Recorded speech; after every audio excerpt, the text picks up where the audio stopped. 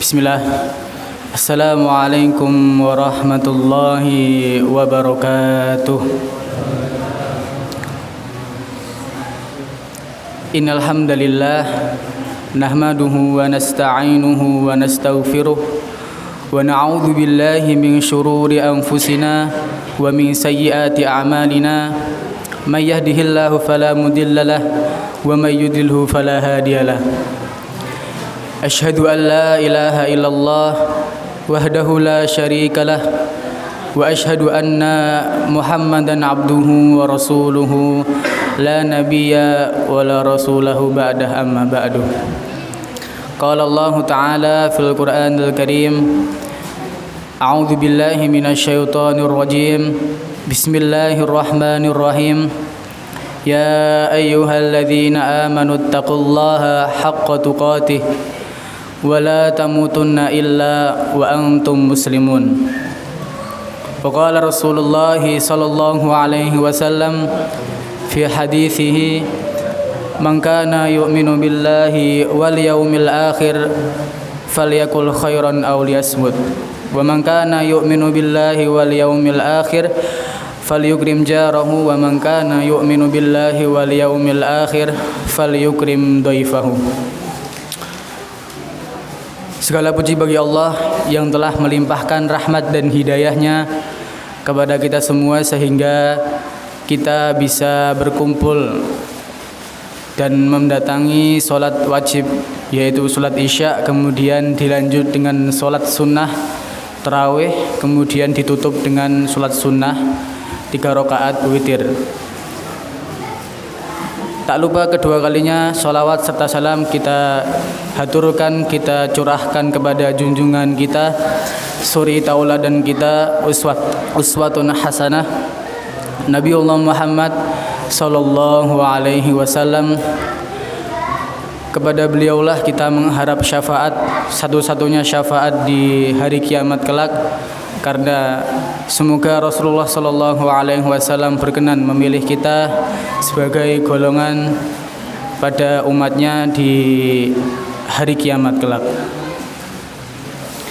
Ma'asyiral muslimin, asadani Allah wa iyyakum.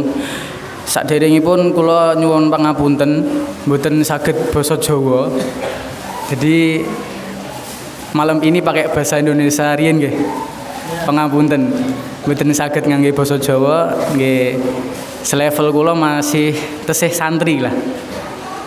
Iki nggantekke ustadz muda karena ustadznya udah pulang, terus kita sebagai muridnya langsung menggantikan. Jadi mohon maaf nggak bisa pakai bahasa Jawa, nanti saya mulai langsung pakai bahasa Indonesia. Oke, matur suwun. Bismillah. Allah Subhanahu wa taala telah berfirman dalam Quran dalam surat Al-Mulk, alladzi tabarakalladzi biyadihil mulku wa huwa ala kulli syai'in qadir, alladzi khalaqal mauta wal hayata liyabluwakum ayyukum ahsanu amala wa huwal azizul ghafur. Pada umumnya Allah Subhanahu wa taala menciptakan dunia, menciptakan kehidupan dan kematian niki kangge ujian, kangge cobaan kepada para hamba-hambanya, siapa di antara hamba-hambanya yang paling banyak amalnya, serta siapa di antara hamba-hambanya itu yang paling baik amalnya di sisi Allah. Serta kemudian Allah Subhanahu wa taala menciptakan kehidupan dan kematian niku untuk menguji kepada para hamba-hambanya, siapa di antara hamba-hambanya yang paling bertakwa di sisi Allah Subhanahu wa taala. Karena derajat orang-orang yang bertakwa niku di sisi Allah Subhanahu wa taala derajate sing paling mulia. Teng akhirat besok derajat orang-orang sing bertakwa niku dapat derajat, dapat tingkatan yang paling tinggi di sisi Allah Subhanahu wa taala. Ma'asyiral muslimin, asadani Allah wa iyyakum. Di kehidupan ini Allah Subhanahu wa taala menciptakan manusia, menciptakan jin itu tidak lain dan tidak bukan hanyalah untuk beribadah kepada Allah Subhanahu wa taala. Karena itu lantaran ibadah Allah Subhanahu wa taala menciptakan dunia, menciptakan akhirat, menciptakan kehidupan, menciptakan kematian. Wa ma khalaqatul jinna wal insa illa liya'budun. Sesungguhnya Allah Subhanahu wa taala menciptakan manusia dan jin itu tidak lain dan tidak bukan hanyalah untuk beribadah dan menyembah Allah Subhanahu wa taala. Ma'asyiral muslimin, asadani-Allahu wa iyyakum.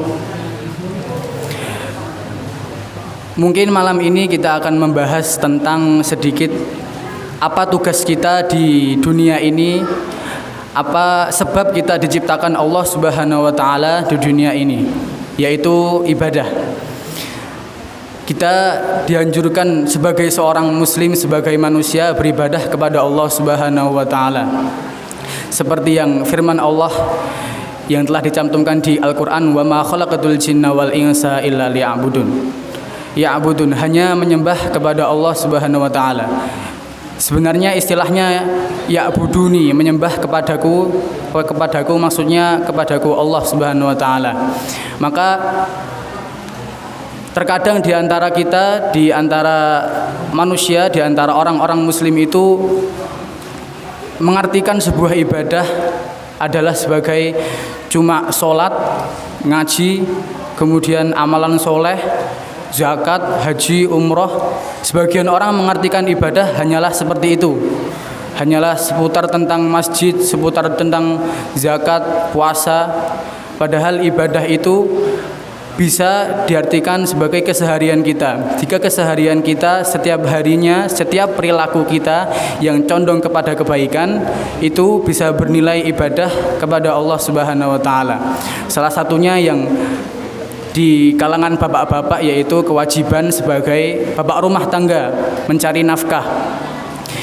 Padahal Allah Subhanahu wa taala telah memerintahkan dalam Quran surat An-Naba, "Waja'alna an-nahara ma'asya." Dan kami jadikan siang sebagai penghasilan, sebagai pekerjaan untuk hamba-hambaku. Maka dari itu Allah Subhanahu wa taala menciptakan siang itu untuk bekerja, untuk mencari nafkah, untuk membiayai anak-anak kita yang sudah menikah. Maksudnya jadi kewajiban sebagai bapak itu ataupun pekerjaan yang kita lakukan itu bisa bernilai ibadah di sisi Allah Subhanahu wa taala. Karena Allah sendiri yang memerintahkan wa ja'alna an-nahara ma'asya. Dan kami jadikan siang sebagai pencari penghasilan bagi kalian. Maka dari itu contohnya yang paling simpel di kalangan kita yaitu minum. Minum mungkin sebagian kita sebagai perilaku yang paling sepele di antara kita. Padahal itu bisa bernilai ibadah di sisi Allah Subhanahu wa taala. Mungkin kalau syaratnya agar minum itu bisa bernilai ibadah di sisi Allah yaitu niatkan ikhlas kepada Allah, kemudian membaca basmalah, kemudian yang lain sebagainya. Jika kita misal tidak meniatkan itu untuk ibadah, mungkin hanya bisa menghilangkan haus saja. Minum, langsung minum, kemudian ya cuma menghilangkan haus. Kalau kita niatkan untuk ibadah dengan membaca sebelum minum yaitu Bismillahirrahmanirrahim, kita niatkan untuk Allah Subhanahu wa taala, untuk beribadah kepada Allah Subhanahu wa taala, tapi bukan semata-mata membaca bismillah saja, disertai dengan muraqabah, disertai dengan kita merasa diawasi oleh Allah Subhanahu wa taala. Maka saat kita minum kemudian membaca bismillah, tanda kita mengerjakan amalan tersebut dengan niat ibadah, yaitu dengan mengucapkan bismillah sebelum melakukannya, kemudian merasa diawasi oleh Allah Subhanahu wa taala, muraqabah, maka mustahil bagi kita akan mengerjakan pekerjaan yang buruk. Gak mungkin kalau kita bismillah kemudian merasa diawasi oleh Subhanahu wa taala, minum pakai tangan kiri, minum sambil berdiri, makan sambil cekakaan, makan sambil berdiri, menulis surat-surat yang enggak jelas, memain HP yang enggak jelas. Maka dari itu, karena bismillah itu adalah inti dari amalan-amalan atau sebab dari amalan kita menjadi ibadah di sisi Allah Subhanahu wa taala. Bismillah itu di tingkatan Al-Fatihah, di surat Ummul Kitab yang disebut di hadis Rasulullah Shallallahu Alaihi Wasallam, yaitu Sab'ul Mathani, ummul kitab, karena Al-Fatihah itu adalah ummul kitab, induknya Al-Quran. Karena kata Imam Al-Bukhari, kenapa disebut ummul kitab? Karena di Al-Fatihah itu mengandung seluruh makna, seluruh Al-Quran itu maknanya terkandung dalam surat Al-Fatihah. Begitu mulanya surat Al-Fatihah, kita bisa belajar dari tafsirul Al-Fatihah, yaitu Bismillahirrahmanirrahim. Kita melakukan semuanya dengan niat kepada Allah, ikhlas menggunakan Bismillahirrahmanirrahim. Sebelum amalannya kita niatkan untuk Allah, tandanya dengan kita mengucapkan bismillah. Kemudian kita sudah bisa istiqomah, melakukan amalan tersebut. Maka di surat Al-Fatihah Bismillahirrahmanirrahim, kemudian Alhamdulillahirabbil alamin.